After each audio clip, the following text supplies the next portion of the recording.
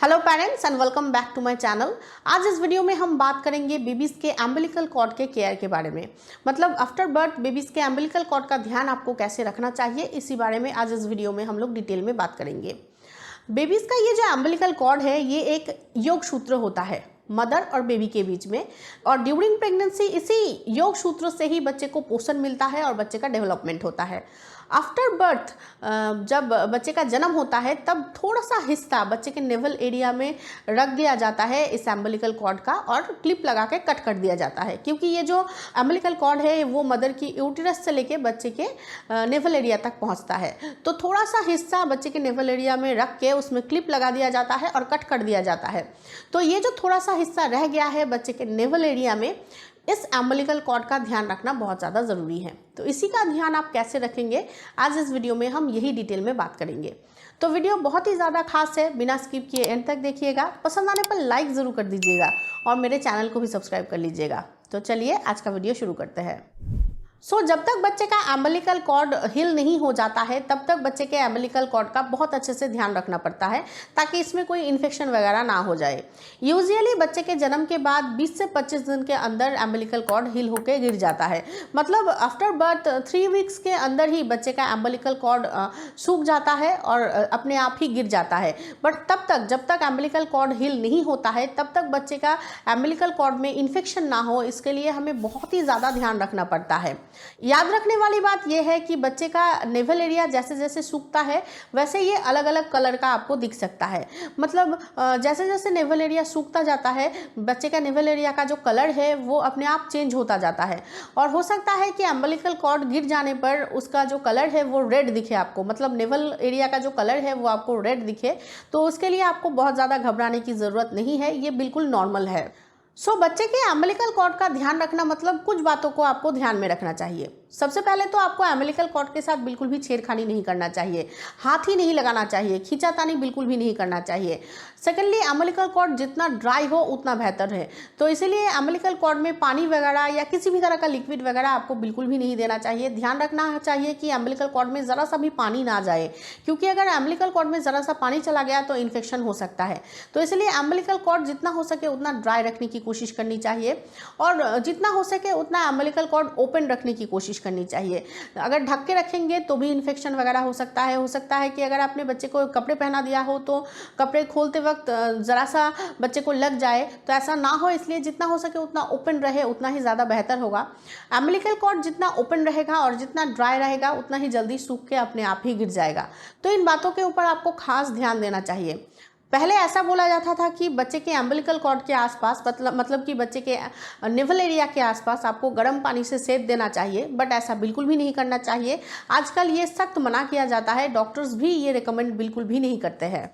जब तक बच्चे का एम्बिलिकल कॉर्ड है तब तक बच्चे को नहलाना नहीं चाहिए। मतलब आप पानी डाल डाल के बच्चे को नहला रहे हो, ऐसा आपको बिल्कुल भी नहीं करना चाहिए, क्योंकि जैसा कि मैंने पहले ही कहा कि एम्बिलिकल कॉर्ड जितना ड्राई होगा उतना ही अच्छा होगा। एम्बिलिकल कॉर्ड में ज़रा सा भी पानी नहीं जाना चाहिए। हाँ, आप स्पॉन्ज बाथ दे सकते हो बच्चे को, बट बहुत ही ज़्यादा ध्यान से बच्चे के एम्बिलिकल कॉर्ड में ज़रा सा भी पानी ना जाए। बच्चे का एम्बिलिकल कॉर्ड जितना ड्राई होगा, ओपन रहेगा, उतना ही जल्दी सूख जाएगा।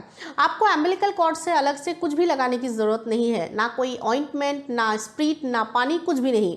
मतलब पहले के दिनों में एम्बिलिकल कॉर्ड में स्प्रिट लगाया जाता था, जो आजकल मना किया जाता है। तो एम्बिलिकल कॉर्ड में कुछ भी लगाने की ज़रूरत नहीं है, किसी भी तरह का ऑइंटमेंट या स्प्रिट या मलम कुछ भी लगाने की ज़रूरत नहीं है। ये जो एम्बिलिकल कॉर्ड का सूख के गिर जाना, ये एक नेचुरल प्रोसेस है और ये अपने आप ही होता है। तो ये नेचुरल प्रोसेस जो है वो धीरे धीरे होगा और अपने आप ही सूख के गिर जाएगा। इसके लिए आपको अलग से कुछ भी लगाने की ज़रूरत नहीं है। नेचुरल प्रोसेस है, नेचुरली ही होने दीजिए, आपको अलग से लगाने की ज़रूरत नहीं है। और ना ही ऐसा करना चाहिए कि आपको खींचना है, मतलब ज़रा सा लगा हुआ है तो खोल देते हैं इसको खींच के, ऐसा बिल्कुल भी नहीं करना चाहिए। ये एक नेचुरल प्रोसेस है, ये अपने आप ही गिर जाएगा। अगर ज़रा सा लगा हुआ है, मतलब थोड़ा सा टाइम है, वो भी खुल जाएगा और अपने आप ही एम्बिलिकल कॉर्ड गिर जाएगा। आपको इसके लिए अलग से खींचातानी करने की ज़रूरत नहीं पड़ेगी और ना ही कुछ लगाने की ज़रूरत पड़ेगी। अपने आप 20 से 25 दिन के अंदर एम्बिलिकल कॉर्ड अच्छे से सूख जाएगा और अपने आप ही गिर जाएगा। आपको कुछ मेहनत करने की ज़रूरत नहीं पड़ेगी।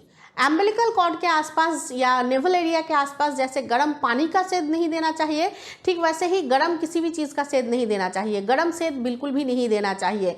कुछ पेरेंट्स ऐसा करते हैं कि एम्बिलिकल कॉर्ड के आसपास गर्म सेद देते हैं, जो कि बिल्कुल गलत है। आपको किसी भी तरह का मेहनत करने की ज़रूरत नहीं है, ना ही किसी भी तरह का सेद देने की ज़रूरत है।